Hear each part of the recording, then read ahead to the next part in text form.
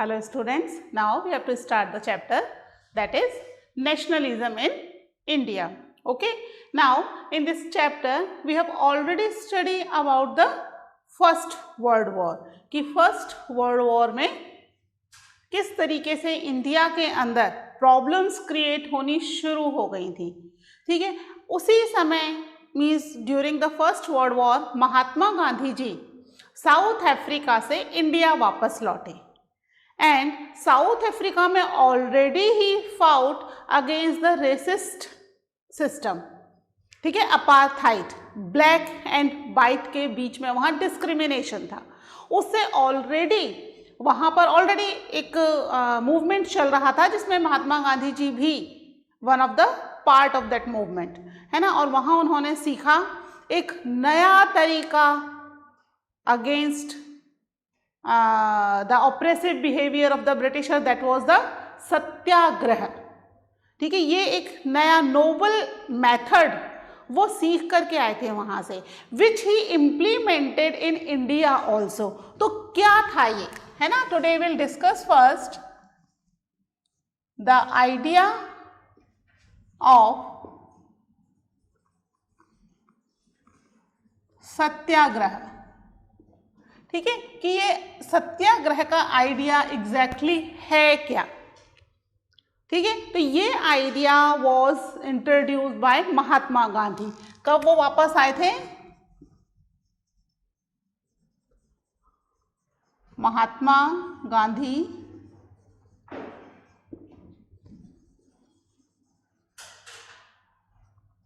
returned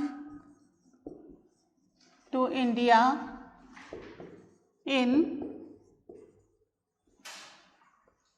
January 1915. ठीक है, और फर्स्ट वर्ल्ड वॉर शुरू हो चुका था इस समय तक, है ना. कब शुरू हुआ था फर्स्ट वर्ल्ड वॉर? 1914 में. तो 1915 में जब ही रिटर्न बैक, तो फर्स्ट वर्ल्ड वॉर की जो परेशानियां थी वो इन्होंने भी इंडिया के अंदर फील की.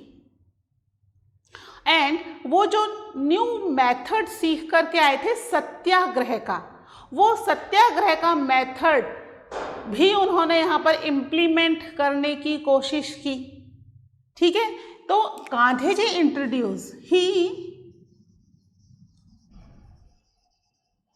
इंट्रोड्यूस्ड द आइडिया ऑफ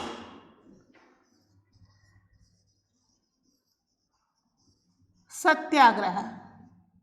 ठीक है, उन्होंने सत्याग्रह का आइडिया इंट्रोड्यूस किया. अब अगर आप इस वर्ड को ध्यान से देखेंगे तो इसमें हमें दो वर्ड मिल रहे हैं, सत्य प्लस आग्रह, है ना. हिंदी में सत्य और आग्रह दोनों हिंदी के वर्ड्स हैं. ठीक है, सत्य का आग्रह करना मीन्स रिक्वेस्ट करना कि भाई सत्य पर ही टिके रहो, सत्य के साथ, ट्रुथ के साथ चलो. और according to the Gandhi ji, अगर आप सत्य के साथ हो, है ना, अगर आप ट्रुथ बोल रहे हो तो आपको कोई भी नहीं हरा सकता है. और वहां पर आपको किसी भी बड़ी पावर से फाइट करने के लिए किसी भी तरह की फिजिकल पावर की जरूरत नहीं है. सत्याग्रह अपने आप में एक बहुत ही पावरफुल वेपन मानते थे अकॉर्डिंग टू गांधी जी. हम ये गांधी जी के बारे में पढ़ रहे हैं, गांधी जी के विचार हैं अबाउट द आइडिया ऑफ सत्याग्रह, है ना. और इस चीज ने इंडिया के लोगों को भी बहुत ज्यादा इन्फ्लुएंस किया था. क्या था सत्याग्रह का आइडिया? सत्याग्रह का आइडिया था the idea of satyagraha emphasized on the truth. ठीक है, ट्रुथ, सत्य का मतलब ही अपने आप में क्या होता है, सत्य का मीनिंग इंग्लिश में ट्रुथ और हिंदी में क्या है ये, दैट इज सत्य. तो यहाँ पर ये ट्रुथ के ऊपर एम्फसाइज कर रहे थे. According to him, if the cause was true, then no physical power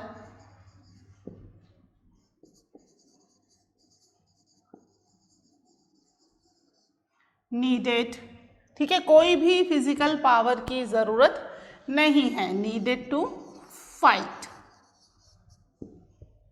ठीक है, यानी आपका कॉज वॉज ट्रू, जो काम आप कर रहे हो अगर वो सही है, you are with the truth, सच के साथ हो आप, देन किसी भी तरह की फिजिकल पावर, मार पीट, लड़ाई झगड़े की कोई ज़रूरत नहीं है फाइट करने के लिए, आप अपने ट्रुथ के साथ ही रहो, ठीक है, आपको ट्रुथ को नहीं छोड़ना, you have to be with truth, कि हमने जो ट्रू बोला है, ठीक है, हमारा कॉज जो है दैट इज ट्रू कॉज, हम सही के लिए लड़ रहे हैं, हम गलत के लिए फाइट ही नहीं कर रहे, तो आपको लड़ाई झगड़ा या कोई भी फिजिकल पावर समझ रहे हो ना आप, मार पिटाई करना, लड़ाई झगड़ा, तेज आवाज में बोलना, ठीक है, तो किसी भी तरह की कोई फिजिकल पावर दिखाने की जरूरत नहीं, आपको तो क्या करना है, ट्रुथ का आग्रह करना है, ठीक है, तो ट्रुथ का आग्रह यहां पर करने की गांधी जी ने एम्फसाइज किया कि we have to be start a satyagraha against the oppressive behaviour of the Britishers, और ब्रिटिशर्स को हमारा क्योंकि कॉज ट्रू है, उन्हें हमारे आगे झुकना ही पड़ेगा, चाहे वो कितनी भी फिजिकल पावर को यूज कर लें, फाइनली उन्हें हमारी बात माननी पड़ेगी। और इसी सत्याग्रह को लेके ही ऑर्गेनाइज्ड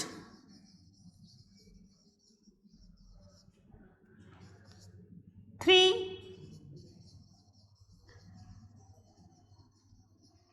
सत्याग्रह मूवमेंट, ठीक है, 3 सत्याग्रह मूवमेंट भी उन्होंने आते के साथ ही शुरू कर दिए थे, ठीक है, इसको हम इस तरीके से एक ट्रायंगल बना करके लिख लेते हैं जिससे कि हमें याद रहे, है ना, 1916 में था एक 1917 में था और एक 1918 में, कुल मिला के 3 सत्याग्रह मूवमेंट उन्होंने इंडिया में आने के साथ ही ऑर्गेनाइज किए। ही केम बैक इन 1915, ठीक है, 1915 में आने के बाद उन्होंने जैसे पूरे इंडिया का टूर किया तो उन्हें पता चला इंडिया का हर एक क्लास, चाहे वो पीसेंट्स हो, चाहे वो वर्कर्स हो, चाहे वो फैक्ट्री एम्प्लॉयज़ हो, एवरीवन, हर एक पर्सन जो है वो ब्रिटिशर्स के ऑप्रेसिव बिहेवियर से बहुत ज़्यादा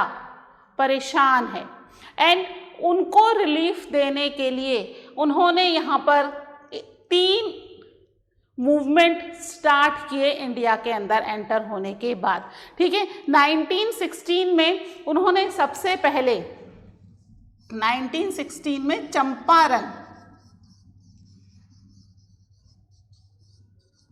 बिहार, ठीक है, चंपारण बिहार का उन्होंने टूर किया। चंपारण बिहार के अंदर क्या हो रहा था वहाँ पर कि प्लांटेशन सिस्टम था। प्लांटेशन सिस्टम क्या होता है, एक बहुत बड़े एरिया के अंदर एक ही तरह की क्रॉप ग्रो करनी होती है और उसी एरिया के अंदर ही मैक्सिमम टाइम उस क्रॉप से रिलेटेड इंडस्ट्री या फैक्ट्री भी सिचुएटेड होती है, और प्लांटेशन के अंदर जो भी काम कर रहा है वो कन्फाइंड कर रखा था ब्रिटिशर्स ने विद इन द प्लांटेशन। जो प्लांटेशन की 4 दीवारी थी उसके अंदर ही उन प्लांटेशन वर्कर्स को रहना था। They were not allowed to go outside, ठीक है। तो यहाँ ही ऑर्गेनाइज्ड सत्याग्रह किसकी अगेंस्ट, अगेंस्ट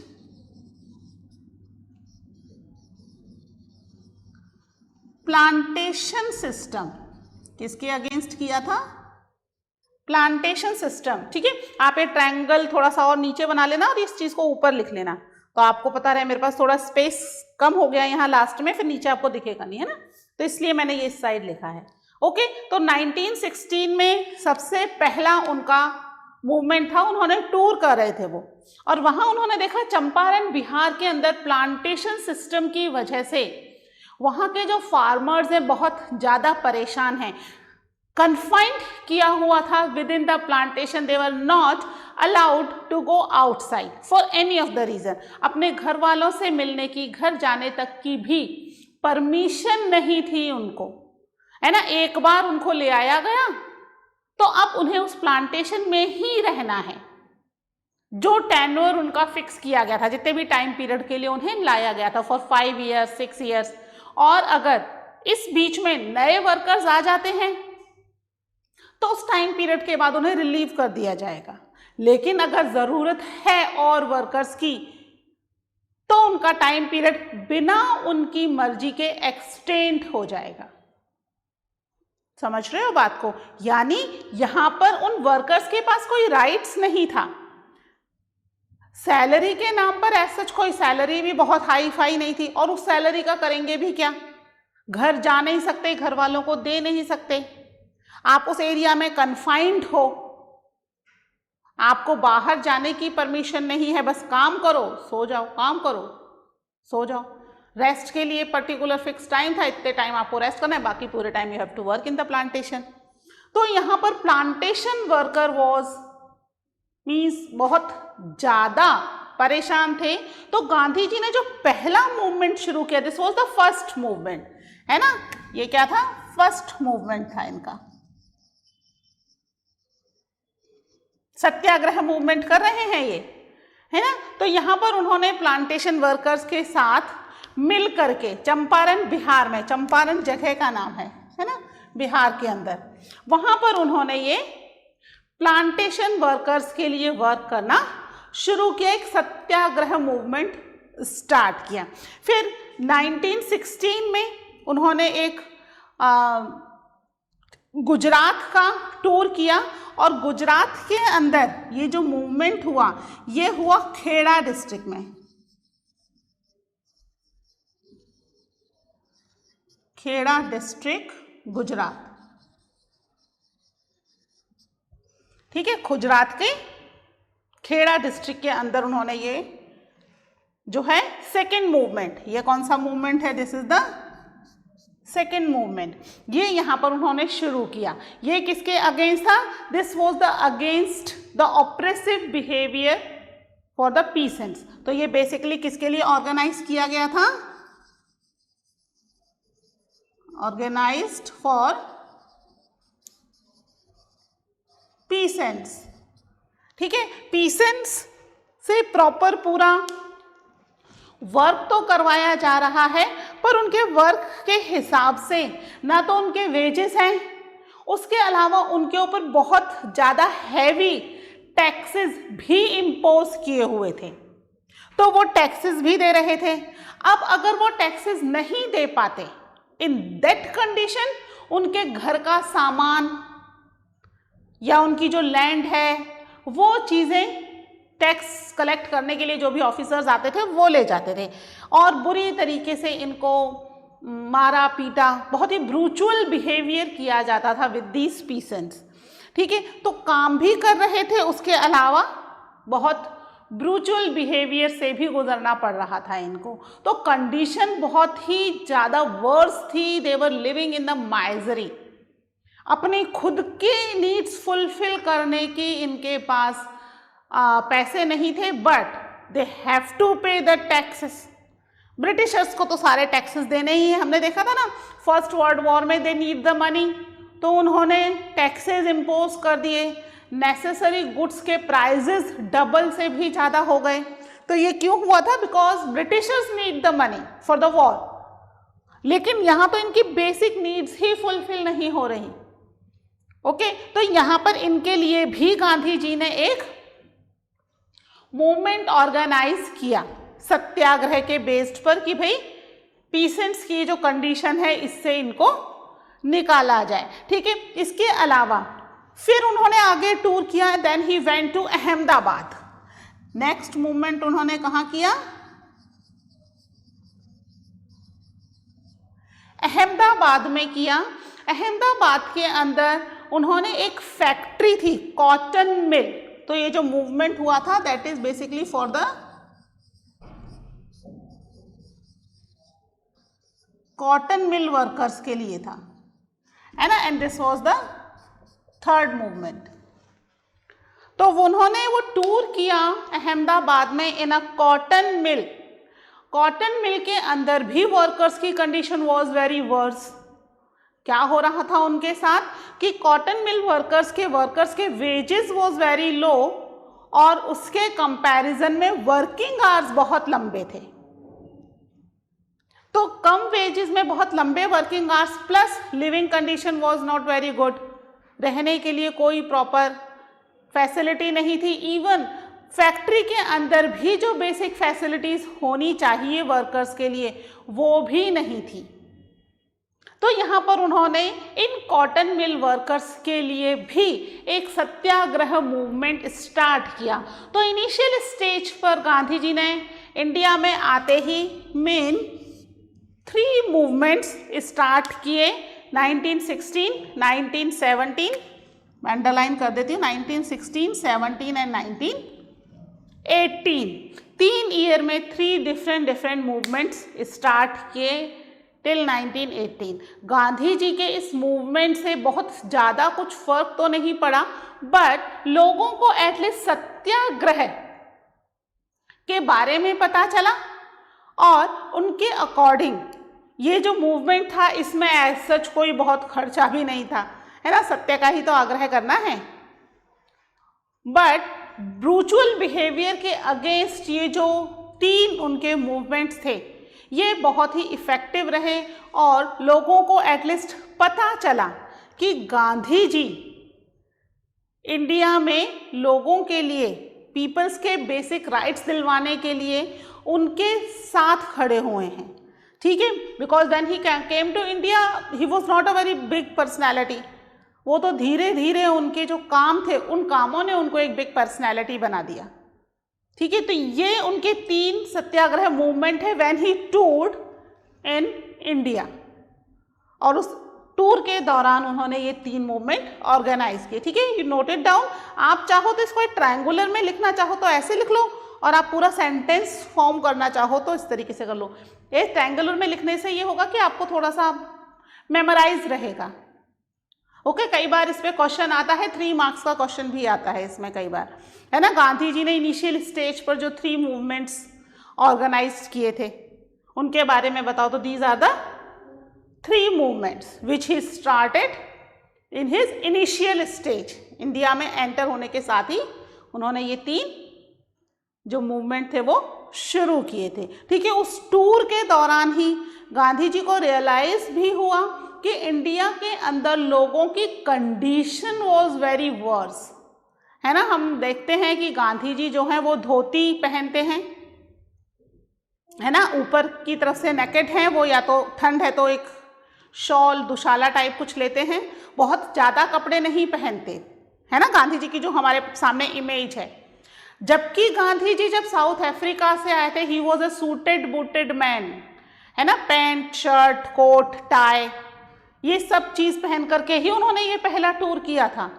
लेकिन उस टूर के समय उन्हें पता चला कि इंडिया के जो पीपल हैं उनकी कंडीशन इतनी वर्स है कि उनके पास एक ही जोड़ी कपड़े हैं, उसी को ही धोते हैं, उसी को ही पहनते हैं, यानी उनके पास इतना भी नहीं है कि वो डेली कपड़े चेंज कर सकें, है ना। इतनी बुरी कंडीशन थी और that clothes were also in very bad conditions. उन्हें लगा कि यहाँ के लोग जिनके लिए मैं काम कर रहा हूँ उनके पास प्रॉपर जब कपड़े पहनने के लिए नहीं है और मैं पूरा 3 पीस सूट में हूँ तो लोग मुझे एक्सेप्ट ही क्यों करेंगे। वो कहेंगे भाई ये तो बाबू साहब हैं, ये हमारे लिए क्या करेंगे। तो उन्होंने अपने आप को लोगों के हिसाब से चेंज किया during this tour. In tour के समय ही उनमें ये बहुत ज़्यादा चेंज आया, उन्होंने अपना जो लुक था पूरी तरीके से चेंज कर दिया और वो महात्मा गांधी जी की अब जो इमेज हमारे सामने आती है वो इमेज निकल करके सामने आई in place of a person which has 3 piece suit, है ना, सूटेड बूटेड पर्सन की हमारे सामने महात्मा गांधी जी की इमेज नहीं आती है। ठीक है, तो now you note it down. फिर हम देखते हैं नेक्स्ट एपिसोड इसके बाद क्या हुआ, 1918 तक तो हमने देख लिया, फिर हम देखते हैं 1919 की स्टोरी इन इंडिया। ओके,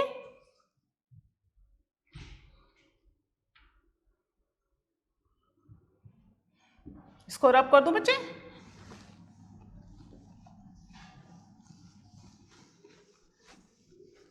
ठीक है, 1918 में फर्स्ट वर्ल्ड वॉर खत्म हो गया था। Now Britishers have the time कि भाई अब वो इंडिया पे वापस से अपना रूल पहले की तरह ही मजबूत करना चाह रहे थे, क्योंकि बीच में इन 4 सालों में ऑपरेसिव बिहेवियर तो चल रहा था, बट उन्हें ऐसा लग रहा था शायद लोगों पर उनकी मजबूत पकड़ जो है वो कम होती जा रही है। फिर ये 3 मूवमेंट भी कर दिए गांधी जी ने।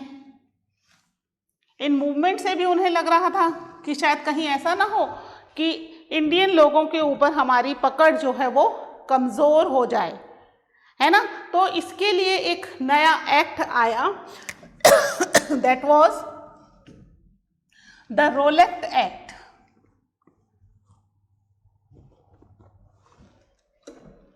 द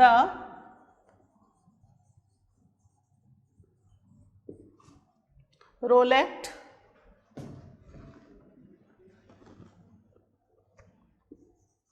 एक्ट किस ईयर में आया, 1919, है ना। 1918 में वो मूवमेंट हुए, 1916, 17, 18 में, और 1919 में ये रोलेक्ट एक्ट नाम का एक एक्ट आ गया। जो इंडिया के पीपल थे, they start revolting against the Britishers.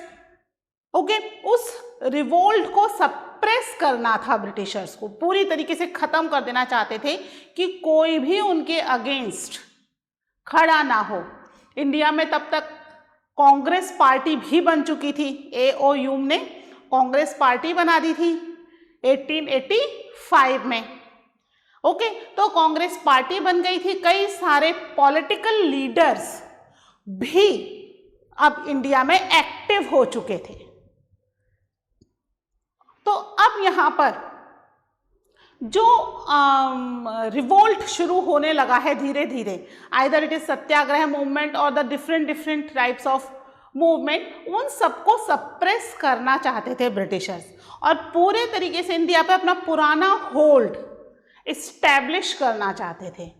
इसको करने के लिए इन्होंने इंडिया के अंदर एक नया एक्ट लगा दिया, that was the Rowlatt act 1919। ठीक है, इस एक्ट में क्या था, इस एक्ट ने इट किसके लिए किया है यहाँ पे, फॉर द रोलेक्ट एक्ट। ठीक है ना, this act gave enormous powers to the government. ठीक है, बहुत ज्यादा पावर दे दी गवर्नमेंट को। कौन सी पावर्स दे दी गवर्नमेंट को, टू रिप्रेस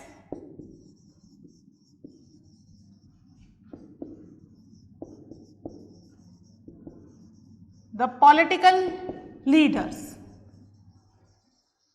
ठीक है, पॉलिटिकल लीडर्स को रिप्रेस करने की पावर्स दे दी।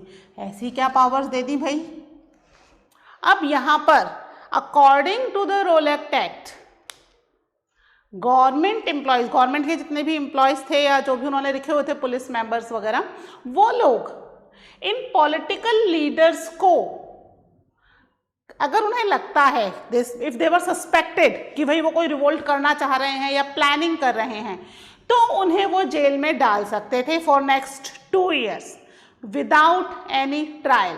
ट्रायल मतलब कोर्ट में केस चलना, तो कोई कोर्ट में केस नहीं चलेगा, सीधे उन्हें पकड़ा और उन्हें जेल में डाल दिया। अब 2 साल तक वो जेल में रहेंगे। क्यों डाला, किस लिए डाला, क्या रीजंस हैं, कुछ भी बताने की जरूरत नहीं है। ये एक स्पेशल पावर दे दी गई थी गवर्नमेंट को बाय दिस रोलेक्ट एक्ट। ठीक है, और अगर कोई पॉलिटिकल प्रिजनर ऑलरेडी जेल में है तो उसको वापस से उसका एक्सटेंशन कर दो 2 साल के लिए, वो जेल में ही रहेगा। ये क्या तरीका हुआ, अगर उन्हें सस्पेक्ट होता है तो भी एज सच वो जरूरी नहीं कि कुछ कर ही रहे हो, रिवोल्ट हो ही रहा हो तभी पकड़ना है। है ना। वो कोई पॉलिटिकल लीडर घूम रहा है, उन्हें लगता है ये कोई प्लानिंग कर रहा है, तो उसको उठाकर जेल में डालने की पावर्स थी इतनी सारी, तभी तो दैट वाज एनॉर्मस पावर, बहुत सारी पावर्स थी। और किसी के लिए भी इसमें उनकी आंसरेबिलिटी नहीं थी कि किसी को आंसर करना है, किसी को बताना है कि भाई ये क्या हुआ, ठीक है। तो यहाँ पर उन्होंने क्या पावर दे दी, ये एक्ट क्या कर रहा है, this act allowed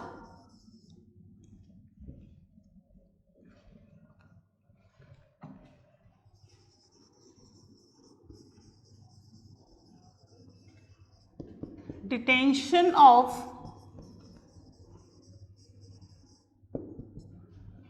political prisoners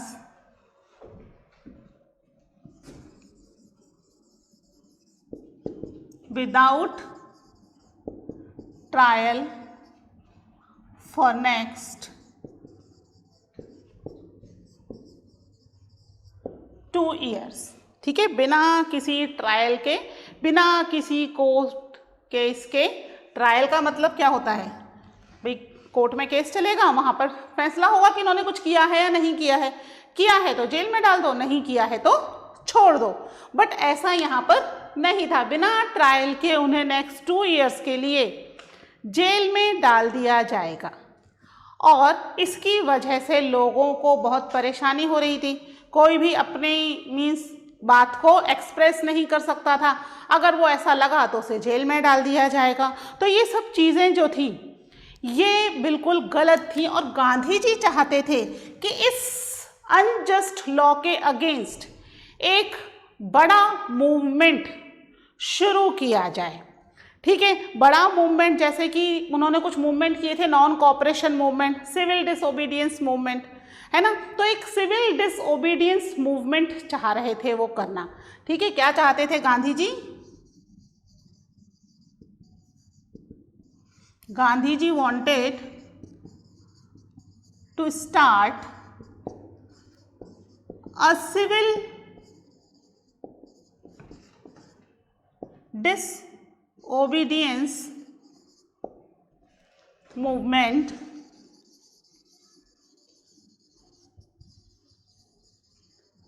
against this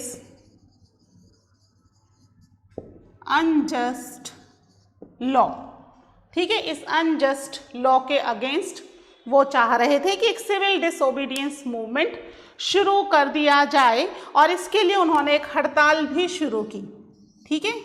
it started with a हड़ताल, हड़ताल तो समझते हो ना। On 6th April 1919 को एक हड़ताल के साथ उन्होंने इसकी शुरुआत भी कर दी, और ब्रिटिशर्स इससे बहुत बुरी तरीके से तिलमिला गए, और यहाँ पर उन्होंने एक बहुत ही रिप्रेसिव, हम कह सकते हैं, मूवमेंट किया against this movement, civil disobedience movement के अगेंस्ट। वो क्या था, that we will study in the next lecture, ठीक है। आप इसको नोट डाउन कर लीजिएगा, इसके आगे से हम पढ़ते हैं in the next lecture. Till then take care, bye.